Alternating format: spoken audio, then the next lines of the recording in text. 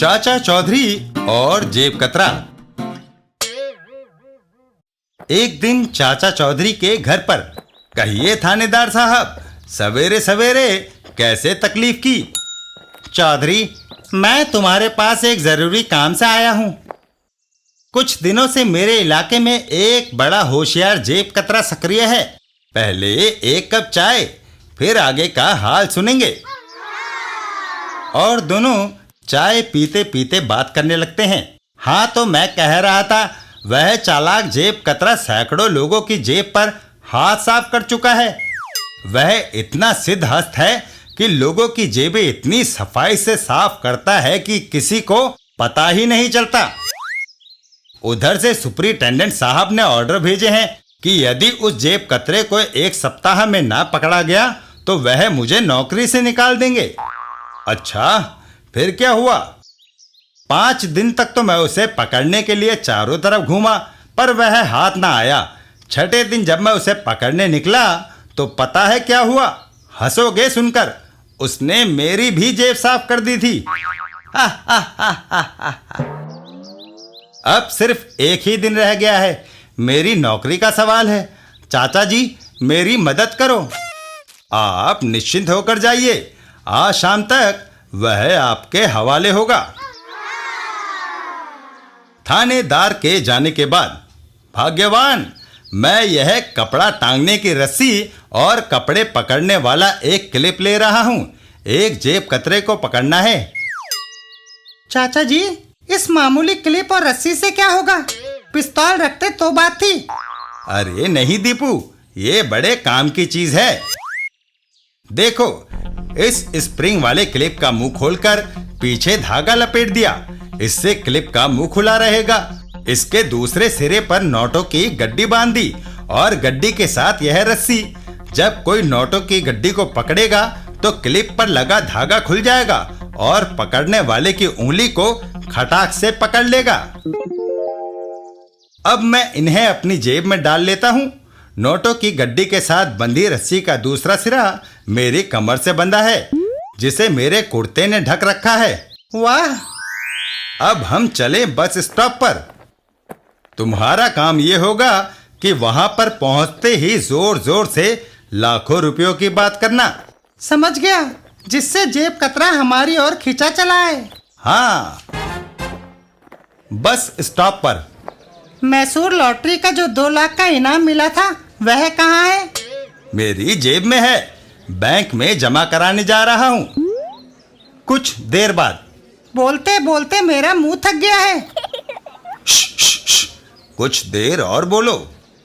चाचा जी, पिछले महीने पंजाब लॉटरी का जो 1 लाख मिला था, वह कहाँ है? मेरी जेब में। आज सारा रुपया बैंक में जमा कराऊंगा। तभी धीरे से एक हाथ चाचा चौधरी की जेब में सरकता है और इसके साथ ही क्लिप के बंद होने की आवाज आती है। पकड़ा! ओह, मेरी उंगली! जेब कतरा तुरंत दौड़ लगा देता है। क्लिप ने मेरी उंगली को पकड़ लिया है। बाप रे, भागो! कहां भागोगे? यह रस्सी पहले से ही मैंने बांध रखी है। ओह! लो थानेदार साहब, ये रहा आपका जेब कतरा। धन्यवाद चौधरी।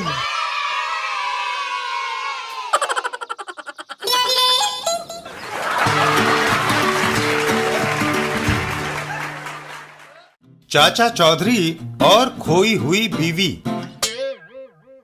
एक दिन चाचा चौधरी और साबू कहीं जा रहे थे। अरे साबू, पीछे कैसे रह गया? जरा कदम बढ़ा। रास्ते में। अरे क्यों मियाँ, आप क्यों ज़ारो-ज़ार रो रहे हैं?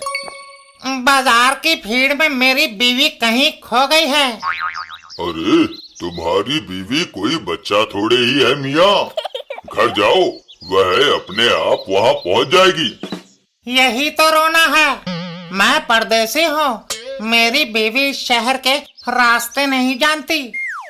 आप यहीं तशरीफ रखिए, आपकी बीवी को ढूंढ कर लाते हैं।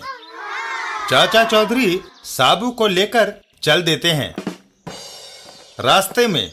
क्यों अब्दुल्ला, तुमने रास्ते में कोई औरत देखी? चाचा जान, उधर मैदान में कुछ औरतें इकट्ठी हुई हैं।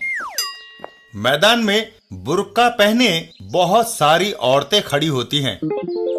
हाँ चाचा जी, यहाँ कुछ औरतें हैं। अरे बाप रे, अगर उस परदेसी की बीवी इनमें हुई तो मैं उसे पहचानूंगा कैसे? चाचा जी, आप उसका नाम लेकर पुकारिए, वह फौरन हटकर एक तरफ खड़ी हो जाएगी। अरे यही तो मुसीबत है साबू, मैं उसका नाम पूछना भूल गया। साबू, अब तो एक ही तरीका है, फार्मूला नंबर 99। ठीक है। कुछ देर बाद सारी औरतें मैदान से भाग खड़ी होती हैं। केवल एक ही औरत मैदान में बाकी रह जाती है। बस साबू, यही है उसकी खोई हुई बीवी। आइए, आपका शौहर आपको ढूंढ रहा है। हाँ, यही है मेरी बीवी जमीला। चाचा चौधरी और साबू वहां से चल देते हैं। चाचा जी, आपको कैसे पता चला कि वह अकेली रह गई महिला ही उसकी खोई हुई बीवी है? साबू, जब किसी के सामने कोई खतरा आता है तो वह सुरक्षा के लिए घर भागता है। उस बेचारी का यहाँ कोई घर था ही नहीं, इसलिए वो अकेली रह गई। चाचा चौधरी का दिमाग कंप्यूटर से भी तेज चलता है।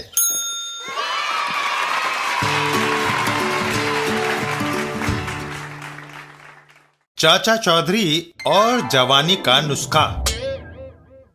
एक दिन चाचा चौधरी से मिलने दो बुजुर्ग आए। चाचा जी, हैं? अच्छा हुआ कि आप घर पर ही मिल गए। आप तो मेरे बुजुर्ग हैं, फिर मैं आपका चाचा कैसे हुआ? आप चाचा चौधरी के नाम से इतने मशहूर हो गए हैं कि लोग आपका असली नाम भूल ही गए हैं। सो किस नाम से बुलाएं? अच्छा, अब बताएं, आपकी क्या समस्या है? शहर में एक ठग बूढ़े से जवान होने की दवा बेच रहा है। हमने ये दवा खरीदी लेकिन जवान नहीं हुए।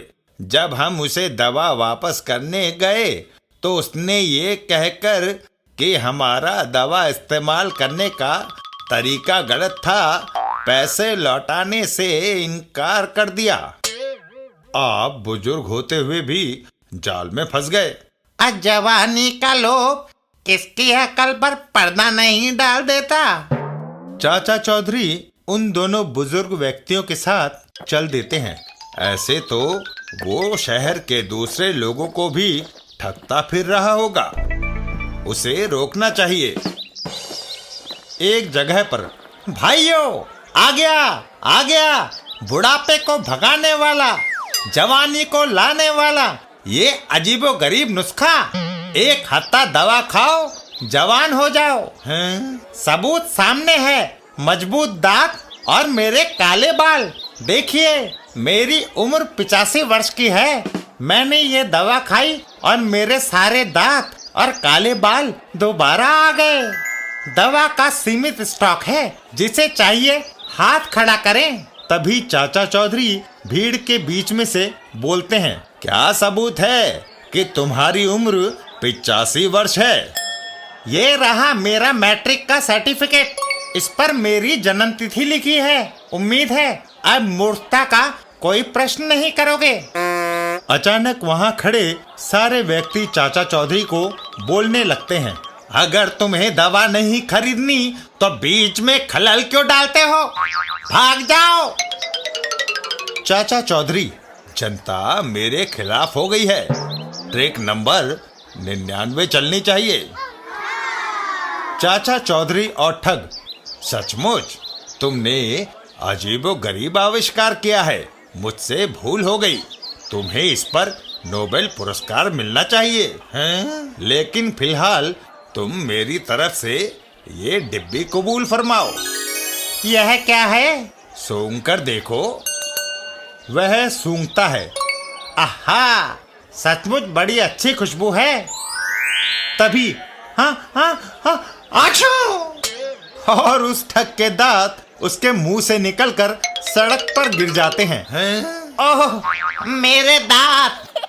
दूसरी चीख आशू, और उसकी विग भी निकलकर सड़क पर गिर जाती है। ओह मेरी विग, कमबख्त ने नस्वार दे दी। अरे उसने तो नकली दांत विग लगाए थे।